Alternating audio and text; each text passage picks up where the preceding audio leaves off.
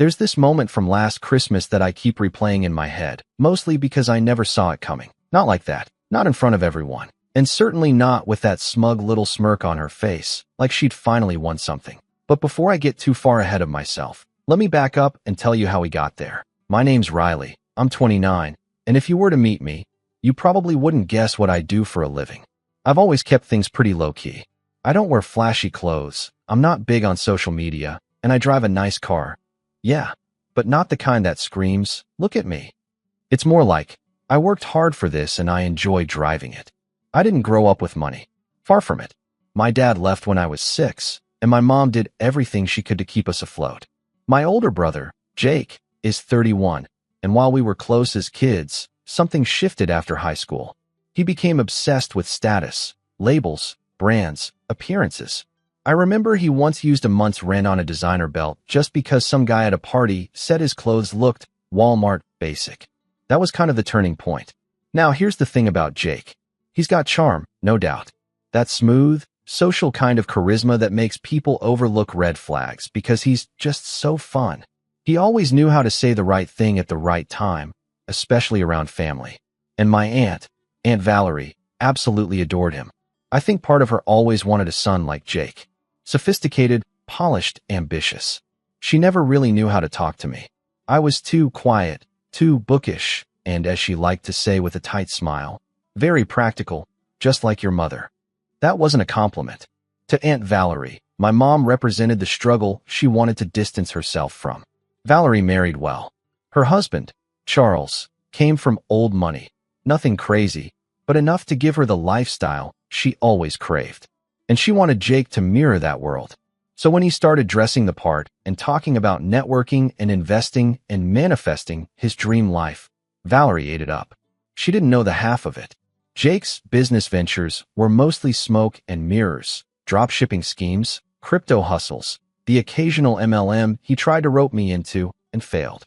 Meanwhile, I was working brutal hours in tech, saving religiously, investing smartly, and eventually founded a SaaS company that took off. It wasn't overnight, and it wasn't sexy, but it was mine. I never told the family much about it. They never asked. They just assumed I was doing okay, and that was fine with me. But last Christmas, things reached a boiling point, and it all started with one look, one smirk, and one flashy car parked in the snow-covered driveway. See, last Christmas was the first time in a while that the entire extended family was getting together again. Aunt Valerie was hosting, of course. Her holiday parties were like mini galas, full of weirdly expensive cheese boards, string quartet playlists, and a dress code that wasn't explicitly stated but heavily implied. I pulled into the driveway a few minutes late, as usual, in my car. A midnight blue McLaren 720S. I debated driving something else, maybe renting a sedan just to avoid the questions, but I was tired of hiding. Not because I wanted to brag. I just didn't want to shrink anymore.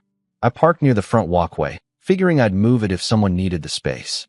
When I walked in, the warmth of the house hit me first. Roasting turkey, cinnamon, pine from the massive tree in the foyer. Then came the noise.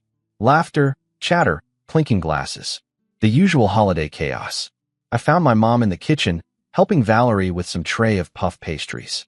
She looked a little flustered, but happy to see me.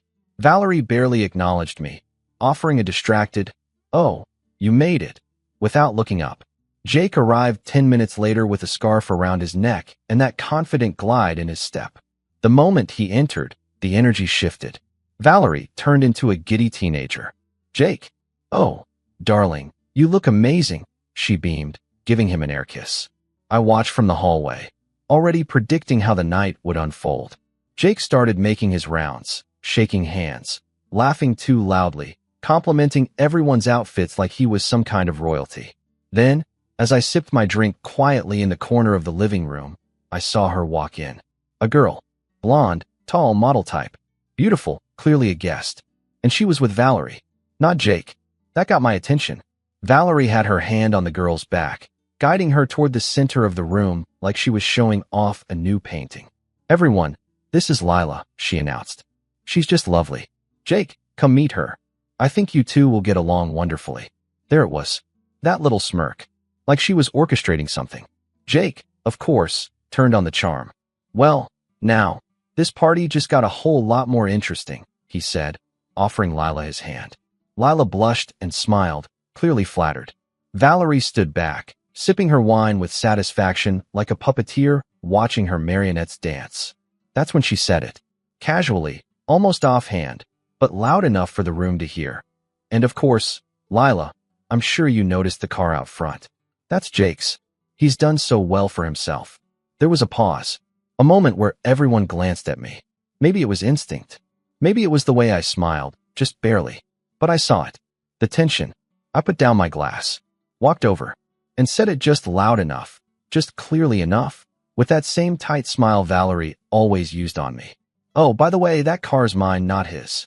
The room went quiet. Not dramatically. Just that strange kind of stillness that happens when something shifts and no one knows what to say next. Lila blinked. Jake's smile faltered. Valerie's face froze. And that was just the beginning. I won't lie. Watching Aunt Valerie's expression twist like that, kinda satisfying. She tried to recover fast, but it was too late. The words had already sunk in. The silence hung heavy for a beat too long. Then my cousin Harper nervously laughed and said, "Oh wow, Riley, didn't know you were into cars like that." I gave a small shrug and said, "Yeah, it's a fun one. Got it about a year ago." I wasn't trying to make a scene. I swear I wasn't. But something in me, maybe years of being sidelined at every family event, finally decided it didn't want to sit quietly in the corner anymore. And judging by Jake's flushed cheeks and clenched jaw, I'd touched a nerve. He tried to salvage the moment with a chuckle. Well, technically, I helped Riley test drive a few models. He leaned on me for advice. Not true. Jake doesn't know a McLaren from a Mazda. But Valerie latched on instantly. Yes, well, you always had such an eye for the finer things, Jake. And just like that, they pivoted, trying to steer the conversation away from the embarrassing reality that her golden boy wasn't the one with the supercar. I let it go, for that moment. But something had shifted in the air. I saw it in the way Valerie kept glancing at me during dinner, like I was an unruly guest who had the nerve to speak without raising his hand. I saw it in Jake's increasingly forced laughter as he told stories that didn't quite land. And I saw it in Lila, her curiosity. She ended up sitting next to me at the dinner table, which clearly hadn't been part of Valerie's original seating plan. "So what do you do, Riley?" Lila asked as we passed around some overly sculpted cranberry dish. I gave her the short version: tech startup, software tools, automation for small businesses. "That sounds kind of brilliant," she said, sounding genuinely interested. "I've been trying to build a side hustle and always get stuck on the logistics." We chatted a bit. Nothing flirty, just easy conversation. But that didn't sit well with Jake. I could feel his eyes on us the entire time, even as he pretended to joke with our cousin on the other end of the table. Later, while dessert was being passed around, some artisanal pear tart that looked like it belonged in a museum, I stepped into the hallway to take a call. One of my partners needed a quick update on a server migration we had queued. 5 minutes tops. When I came back, I found Jake standing with Lila near the fireplace, speaking low but animated. She looked uncomfortable, arms crossed, and when she saw me, her face lit up a little. "There you are," she said quickly, walking toward me. "Jake was just telling me that you, do back-end work for his company?" I blinked. "His company?" Jake came up behind her, smiling with all his teeth. "Yeah, you know, technically, I gave Riley the first idea for his product. He just ran with it, so I like to say we're kind of co-founders. Right, bro?" I looked at him, really looked at him, and he wasn't joking. Not really. He wanted this narrative. He needed it. I turned to Lila. "That's not true," I said calmly. "He didn't help build anything. We had one lunch 2 years ago where he said I should make an app like Tinder for dog walkers. That's about as far as his input went." Jake's eyes flared. "Come on, man, it was a joke. Why are you being so dramatic?" Lila raised an eyebrow, then glanced between us. "Wow. Okay, bit of a different story there." She turned and wandered back toward the dining room. I followed at a slower pace, but before I could get far, Jake grabbed my arm, not hard, but enough to get my attention. "You trying to embarrass me, huh?" he hissed, his voice low. I pulled my arm back. "You did that all on your own." That was the moment, the one where things cracked open.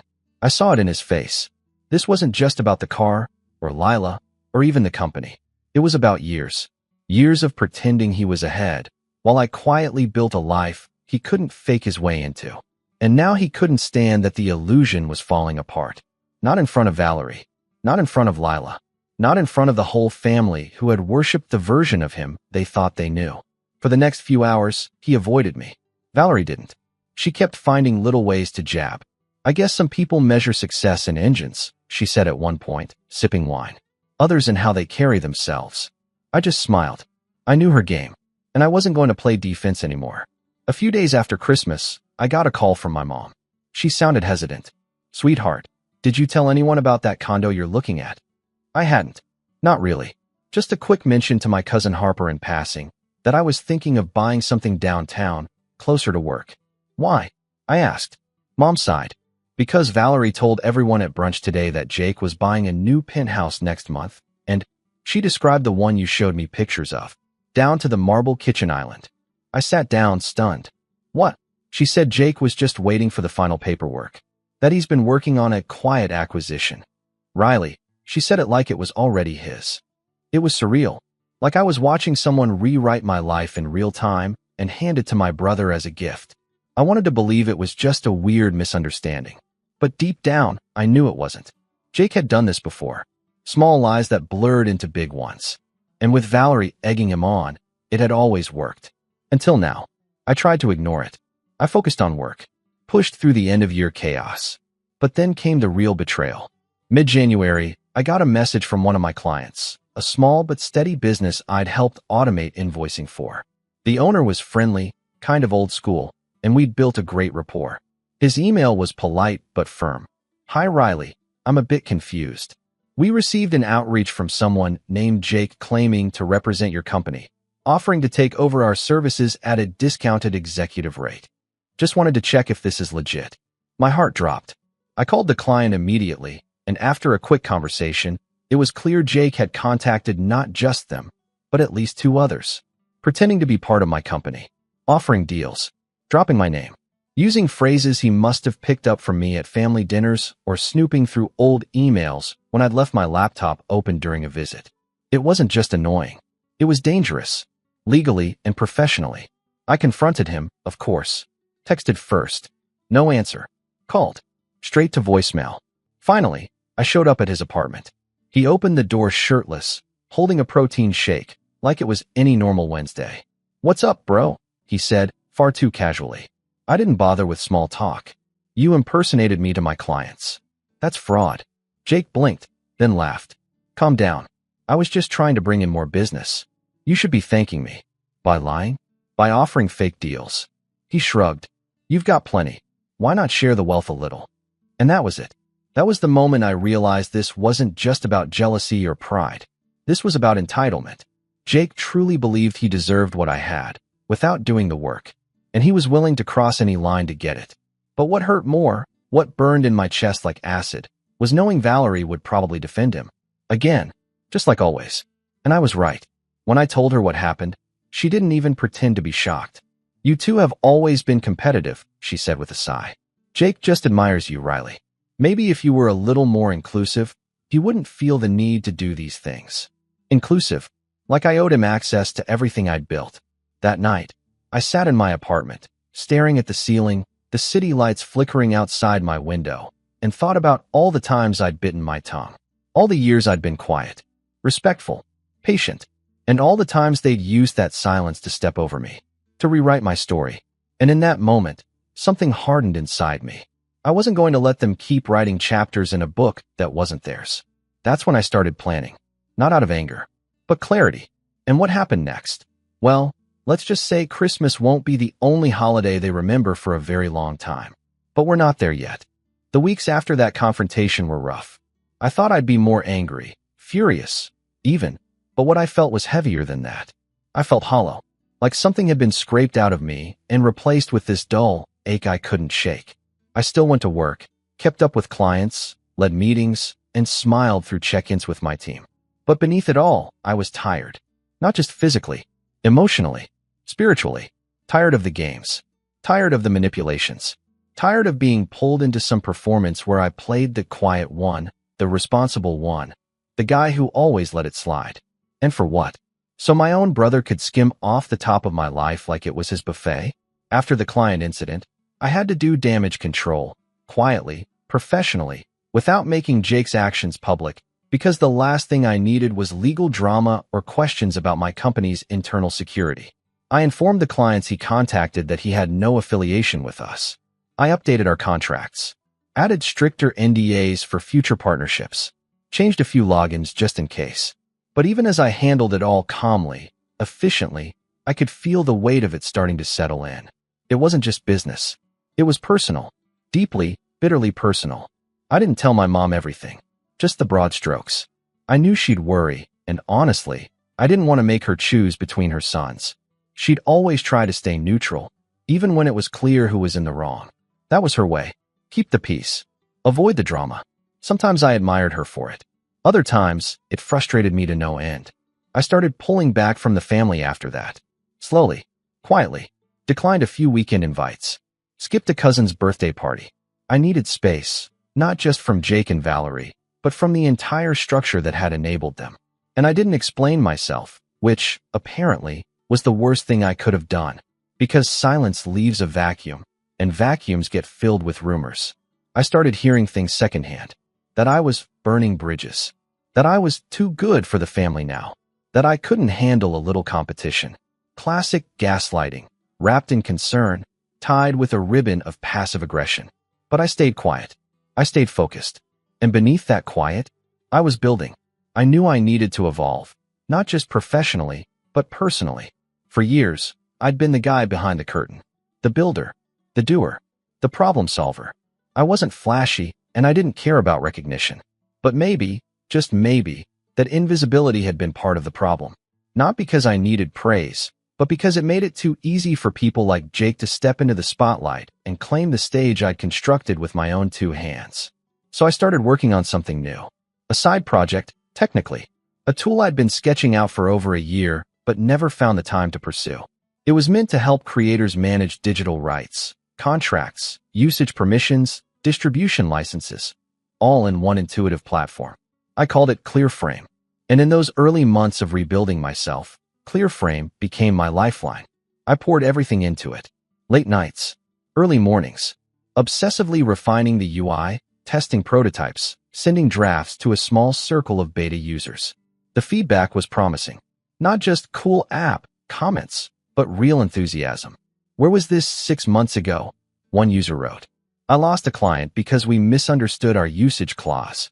I also hired a PR consultant, my first time doing that.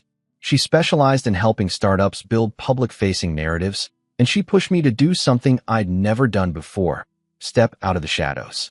You're the founder, she said one afternoon on Zoom, adjusting her glasses with a smirk. Start acting like it. She helped me build a personal site, polish my LinkedIn, and prepare a few podcast appearances. And to my surprise, I liked it. Not the attention necessarily, but the clarity, the sense of ownership. The feeling of finally standing in the center of my own story. Meanwhile, the distance from my family kept growing. Jake texted me once, in February. No apology. No acknowledgement of what he did. Just a vague, hope things are cool. Want to grab a beer sometime? I didn't respond. Valerie emailed me the following week. It was a long message that somehow managed to sound both concerned and condescending at the same time. She wrote about how family bonds are sacred, how resentment only breeds more pain, and how Jake is willing to forgive and forget if you are. That last part got me. Like he was the one extending the olive branch. I didn't reply to her either. Instead, I booked a ticket to a tech conference in Lisbon. It was my first time attending one in person since before the pandemic, and it felt symbolic, like closing a door on one chapter and stepping into another. The conference was electric.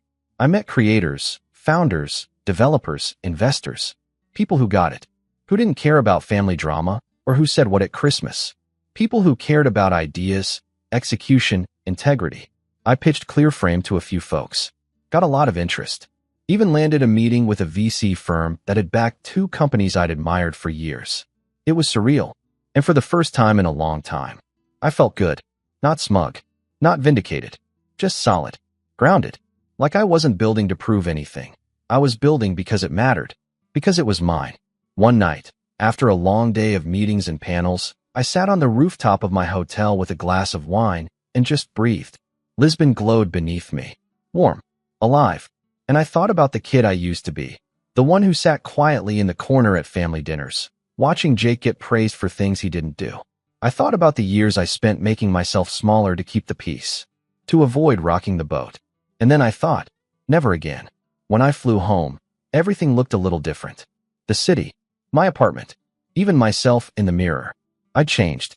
Not in some dramatic, Hollywood way. Just quietly. Fundamentally. I felt strong. But strength doesn't erase the past. And when March rolled around, the past came knocking. Mom called, nervous again. Honey, I think you should come to Easter this year. Just for an hour. I know things have been tense, but your cousin Chloe's coming back from overseas, and your grandma's been asking about you every day. I hesitated. I know you're angry, she continued gently. And I don't blame you. But don't let Jake take more from you than he already has. That hit me hard. Mom rarely acknowledged the imbalance so directly. And maybe she was right. Maybe staying away gave them more power, not less. So I said yes. 1 hour, I told myself. No drama. Just show up, hug grandma, say hi to Chloe, and bounce. But of course, it didn't go that way. Easter was at Valerie's house again.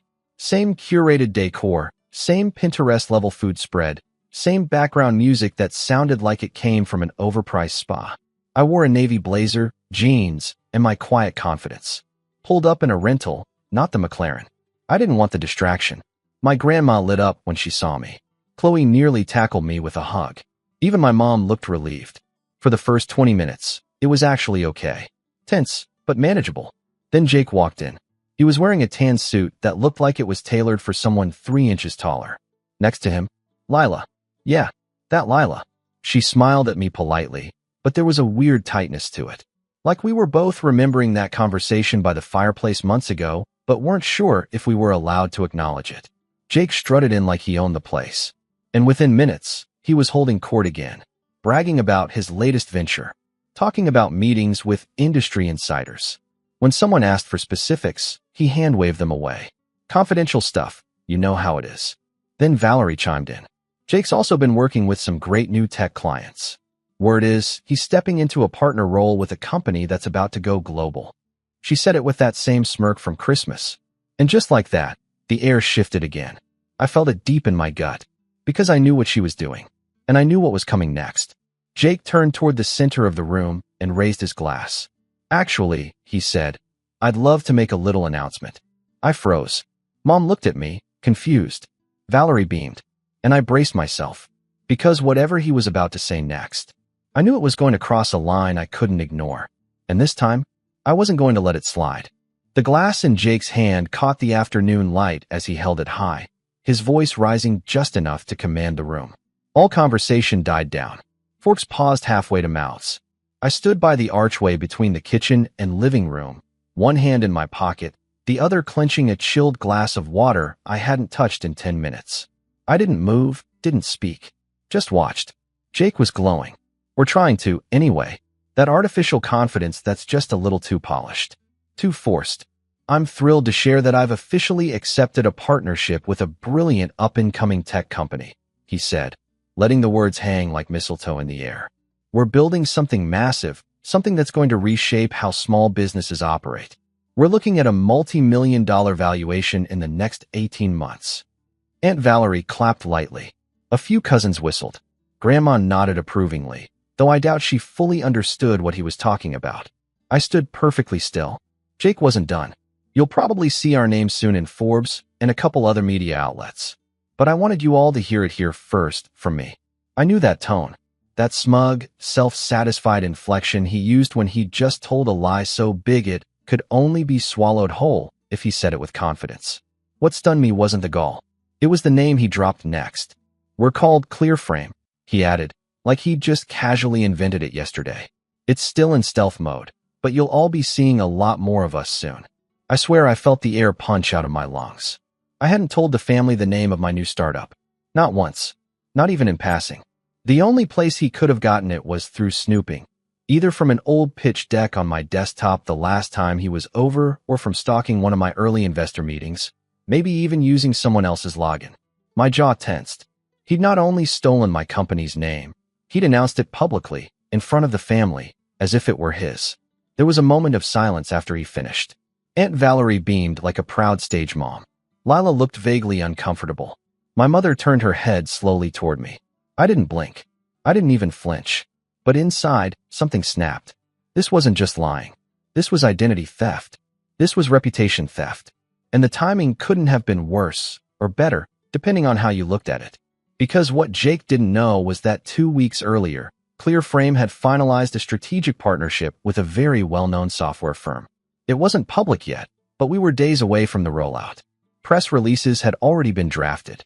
Product demos recorded. I had interviews lined up, podcasts queued, social posts scheduled. Once we went live, the digital footprint would be undeniable. There'd be no way to rewrite the narrative once that happened. Unless Jake was trying to jump in first. He was trying to get ahead of it. Plant a flag in the family's collective memory, so when they saw my name tied to it, they'd think he had something to do with it. So he could say, yeah, that's the company I told you about, and take credit for my work in a sleazy, slippery way that wouldn't hold up in court, but would be impossible to erase from casual conversation. I didn't say a word. Not yet. Instead, I quietly left the room, walked into the hallway, and sat down on the bottom step of the staircase with my phone. I opened my investor Slack group and sent a single message. Remember the guy I told you about? He just publicly claimed ownership of Clearframe at a family event. I need that press package live by Monday. First thing. And we're doing the rollout our way. The replies came instantly. Copy that. He seriously did that? What a psycho. I'll move the articles up in the queue. Want to record a CEO spotlight video tonight? Yes. Yes, I did. That night, after the party wound down, I declined dessert and said I had a meeting. No one stopped me, but Jake smirked as I walked past. Good luck with your back-end coding, bro, he said, loud enough for half the room to hear. Don't forget to thank me when Clearframe goes public. I stopped, turned, smiled. Oh, don't worry. You'll be part of the story. He didn't get it. Not yet. But he would. When I got home, I didn't even take off my shoes. I dropped my keys, threw on a clean shirt, set up my camera, and hit record. It wasn't scripted. It didn't need to be. I spoke from the heart. I introduced myself as the founder of Clearframe. I talked about why I built it, who it was for, the years of quiet work that went into the idea. I mentioned the partnerships we were rolling out, the team behind the scenes, the vision, the mission, the story. It was clear, authentic, personal, and it was mine. We sent it to every outlet we'd lined up. We posted it across our startup socials. My PR manager even arranged a feature in an upcoming tech digest. It all went live Monday morning, 8 a.m. sharp. By 8:03, it was trending on LinkedIn. By 8:10, my inbox was full of congratulations. By 8:30, I got a call from an unfamiliar number. I didn't answer. At 9 o'clock, Jake texted me. WTF did you just do? I left it on read. But I wasn't done. Because I didn't want just my version of the truth out there. I wanted his lies exposed. Publicly, clearly, with receipts. So I did what any good strategist does. I documented everything. Every screenshot. Every text. Every instance where Jake tried to blur the lines between his fantasies and my reality. And then I called in a favor from a friend I'd helped years ago with some back-end infrastructure. He ran a YouTube channel about tech drama, scams, fake startups, hustle bro grifters. I sent him the entire package and let him decide if it was worth telling. Spoiler, it was. He called it, How a Fake Tech Bro Tried to Steal His Brother's Startup and Got Caught in 4K.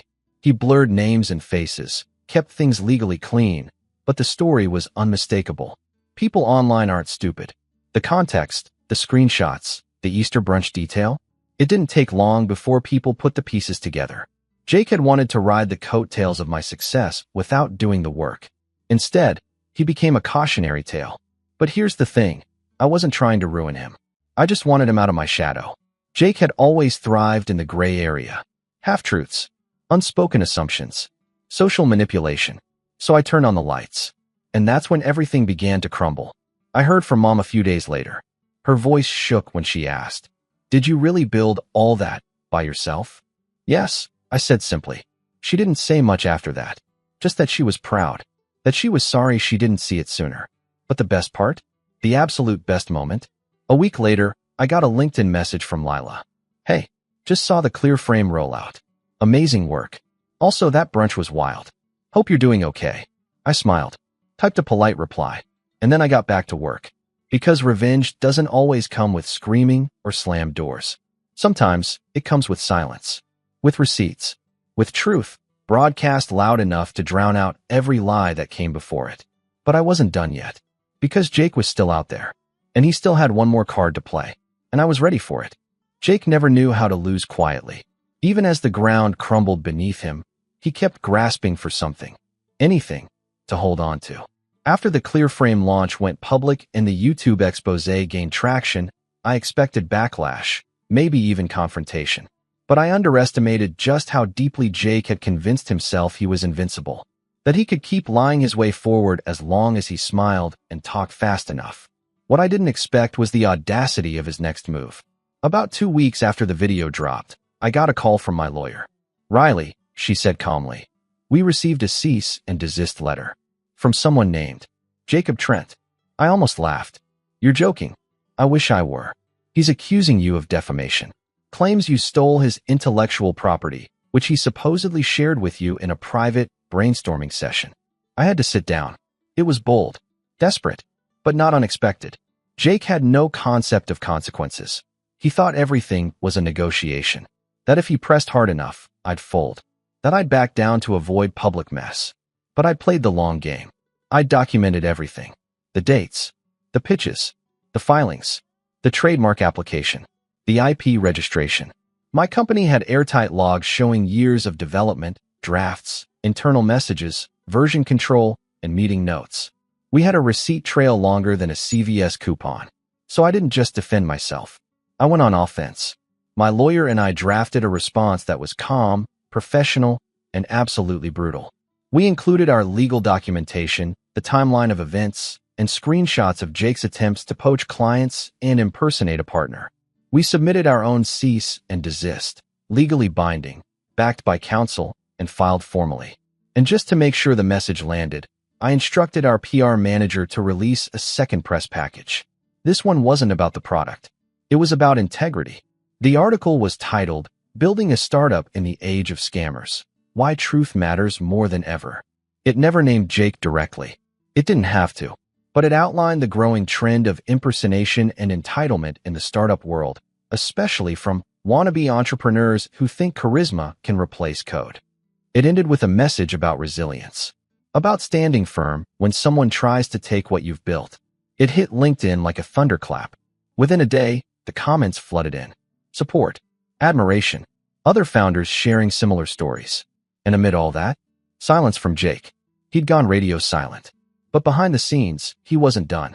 I got word from a friend, someone Jake had tried to impress once at a networking event, that Jake was telling people I'd fabricated everything, that I was the one with the grudge, that I'd smeared him out of jealousy. It didn't matter, because lies only work when no one checks the facts. And by now, everyone was checking. He lost his consulting gig, one he'd gotten through a college friend who saw the video and put the pieces together. He got dropped from 2 speaking panels he'd never earned in the first place. And Lila? She left him. She never made it public, never made a scene. She just disappeared from his socials and reappeared in mine weeks later with a simple message. "Guess you really were the builder." I didn't respond to her romantically. That wasn't what this was about. But it felt good. Not because I won her, but because truth eventually speaks louder than charm. Valerie, on the other hand, didn't go quietly. She called my mother in a fury, demanding answers. Why would Riley humiliate Jake like this? Why couldn't he let it go? They're brothers. She was livid. My mom listened, quietly, then said something I'll never forget. "Maybe you should have taught Jake to stop taking things that weren't his." That was the end of it. I never heard from Valerie again. But my favorite part, the most poetic piece of this whole mess, came 6 weeks later. Jake tried to launch his own company. I got an email alert from a name I didn't recognize, some half-baked domain using buzzwords like synergy and disruption. But I knew it was him. It was always him. He had slapped together a website with vague language, an AI-generated logo, and a fake team of stock photo employees. And what did he call this new venture? Frameline. I laughed. Out loud. Alone in my apartment. It was so transparent. So desperate. He couldn't even come up with a name that wasn't a cheap knockoff of the very company he tried to steal. My legal team took care of it in under 48 hours. trademark infringement, intellectual property violation, domain takedown requests. We moved faster than he expected. By the third day, the website was down. The LinkedIn page had been removed. His Gmail account associated with the project was suspended. And just like that, Frameline ceased to exist. But I wasn't done yet. Because revenge, true revenge, isn't about destruction. It's about education. So I reached out to my old college. I'd been invited to speak at their entrepreneurship series before, but always turned it down. This time, I said yes. And I told them I wanted to talk about ethics and entrepreneurship. The auditorium was packed. Students, professors, a few local founders. I gave a talk titled, "What Happens When Someone Tries to Steal Your Startup, and Why You Let the Work Speak for Itself." I never said Jake's name, but I didn't need to. I told the full story, scrubbed of personal identifiers, focused on the principles, not the pettiness. The audience was riveted. And at the end, during the Q&A, one kid stood up and asked, "What would you say to the person who tried to take credit for your company?" I smiled, looked out over the sea of faces. "I'd say thank you," I said, because they reminded me that silence isn't always strength. Sometimes you have to stand up and say, "This is mine." Not to hurt someone else, but to protect what you built, to protect your story. And once you do that, no one can rewrite it without your permission. The room erupted in applause. And that was the end of it. Jake faded, quietly. Like a bad rumor, people stopped believing. He moved to another city, tried to start fresh. But the internet has a long memory. And every time he tried to rebrand, someone would eventually find the video, or the article, or the remnants of Frameline. Meanwhile, Clearframe kept growing. We expanded into Europe, partnered with 2 major platforms, hired our 50th employee by the end of the year. And I finally stopped apologizing for what I built. Because here's the thing. Revenge doesn't have to be loud. It doesn't have to be cruel. Sometimes, it's just telling the truth in a way that can't be undone, and watching the liars sink in their own silence. Jake once smirked at a dinner table, hoping I'd keep quiet. He never expected I'd be the one writing the ending. But I did. And here it is.